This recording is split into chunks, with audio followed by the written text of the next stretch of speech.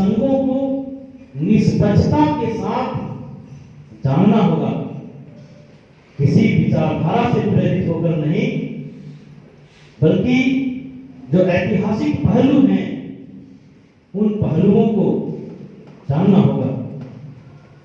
किसी व्यक्ति को अगर बुरा लगता है तो वो बहुत महत्वपूर्ण चीज नहीं है, क्योंकि शिक्षक तटस्थ नहीं रह सकता। मेरा व्यक्तिगत मानना है कि शिक्षक तटस्थ रहने वाला प्राणी नहीं है। वो अपने विचारों को जैसा है वैसा समाज के बीच में, छात्रों के बीच में प्रस्तुत करता है। इसलिए एक शिक्षक होने के नाते ये हम लोगों की महत्वपूर्ण जवाबदेही बन जाती है कि ऐतिहासिक प्रसंगों को, ऐतिहासिक तथ्यों को एकदम सही तरीके से समाज के बीच में, जनमानस के बीच में रखा जाए। आज बड़ा गर्व का बात है, विषय है कि वसंत हासन की पावन उपस्थिति। आप सभी लोग जानते हैं हजारीबाग में जब क्वालिटी एजुकेशन की बात है, जब गुणात्मक शिक्षा के प्रचार प्रसार की बात है, तो इनकी भूमिका अग्रणी हो जाती है। हम जिन लोगों से बेहद प्रभावित हुए हैं, हमारे व्यक्तित्व में जिन लोगों का बहुत प्रभाव है, उनमें एक वसंत हासन है। बहुत व्यापक असर इनके विचारों का, इनके सिद्धांतों का मेरे जीवन पर पड़ा है। मैं विगत बहुत सालों से कई मंचों से इनके राष्ट्रवादी विचारों को, इनके शैक्षिक विचारों को सुना हूं और कई मंचों से इनके विचारों को साझा भी किया। आज नेताजी की जयंती के अवसर पर मैं कहना चाहूंगा कि हम तमाम सभी लोग विश्व इतिहास को भी समझें। सिर्फ भारतीय इतिहास को नहीं, विश्व इतिहास का भी हम अध्ययन करें, मनन करें। मैं खाली समय में विश्व इतिहास को पढ़ता, कभी जापान के इतिहास को, कभी रसिया की आजादी के इतिहास को, कभी फ्रांस की आजादी के इतिहास को, कभी इंग्लैंड के गौरव पूर्ण क्रांति को मैंने पढ़ा है। तुर्की के इतिहास को भी मैंने पढ़ा है। जापान कि राष्ट्रीय स्वाधीनता संग्राम का इतिहास पढ़ने के बाद एक गहरा प्रभाव मेरे मन और मस्तिष्क पर पड़ा। क्या जापान भी कभी गुलाम था? गुलामी के बाद जब जापान खड़ा हुआ, जब एक स्वतंत्र देश बना जापान, तो गुलामी के सारे प्रतीकों को, सारे चिन्हों को वह ध्वस्त कर दिया, तोड़ दिया। दुख होता है कि हम विश्व इतिहास से कुछ सीख न सके। भारत आजादी के बाद उन प्रतीकों को, उन चिन्हों को आज भी अपने दिल में संजो कर रखा है। आखिर क्या वजह था कि जापान गुलामी के सारे प्रतीकों को उखाड़ फेंक दिया?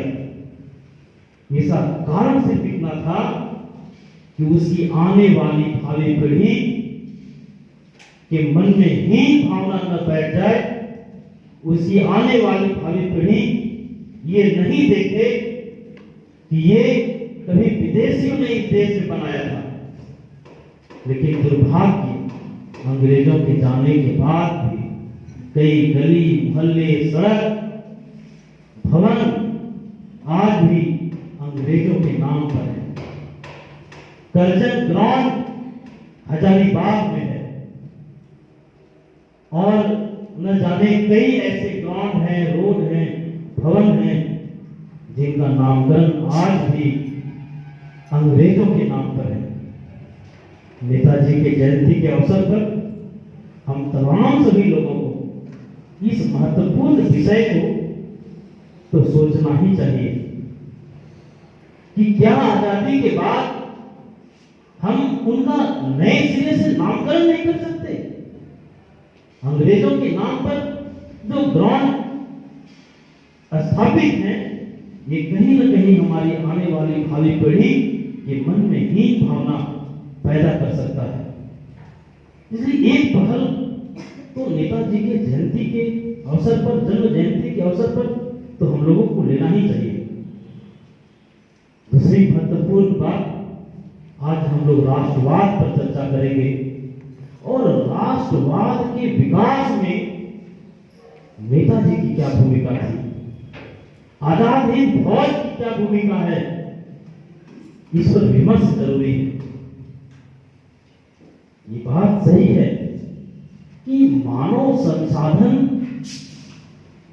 सिर्फ अगर कोई देश मानव संसाधन में हम बहुत अमीर हैं, लेकिन फिर भी आज के परिप्रेक्ष्य में जाति, पंथ, संप्रदाय, धर्म की जो संकीर्ण भावनाएं हैं, आज भी राष्ट्रवाद को कमजोर करने का काम करता है। आजादी के इतिहास को सिर्फ तारीखों को रटने का काम हम लोगों ने किया। आज इतिहास के जो शिक्षक हैं, वैसे शिक्षक सिर्फ तारीखों में छात्रों को न उलझाएं, सिर्फ जो अलग अलग तिथियां हैं, बहुत सारी तिथियां हैं, उन तिथियों को हम लोग रटने का काम कर रहे हैं। हम सीखने का काम नहीं कर रहे हैं इतिहास से। कभी भगत को पढ़िए, कभी नेताजी सुभाष चंद्र बोस को समझने का प्रयास कीजिए, कभी आप चंद्रशेखर को देखिए, तो आपको एक बात समझ में आएगा, ये लोग जानते थे कि भारत की गुलामी का सबसे बड़ा कारण भारत में राष्ट्रवादी भावना का पतन है। आजाद हिंद फौज मात्र 30-40 हजार सैनिकों के भरोसे जब आक्रमण करता है, इंफाल, मणिपुर में जब आजाद हिंद फौज के सैनिक पहुंच गए, नेताजी को पता था कि 30,000 आजाद हिंद फौज के सैनिकों के भरोसे अंग्रेजों को परास्त नहीं किया जा सकता है। बखूबी जानते थे, प्रतिभाशाली व्यक्ति थे, लेकिन उनको ये लगता था कि भारत में जो सिपाही हैं, भारत के जो लोग हैं, उनके जब समर्थन में उतर जाएंगे और जब राष्ट्रवादी विचारधारा और भावना जब भड़केगी, तो इस राष्ट्रवादी भावना से डरकर अंग्रेजों को इस देश से जाना पड़ेगा।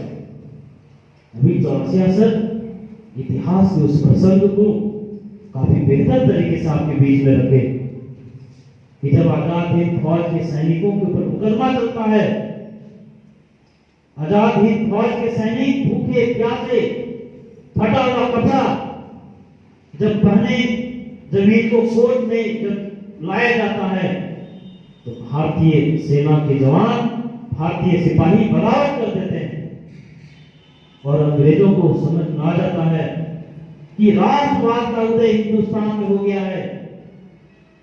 एक प्रसंग एटली का प्रधानमंत्री बनता है, एटली इंग्लैंड का, पूरी विपक्ष एटली से सवाल पूछती है कि आखिर बताइए, आप भारत को आजाद कर दिए, आखिर क्यों हिंदुस्तान को आजाद करना चाहते हैं?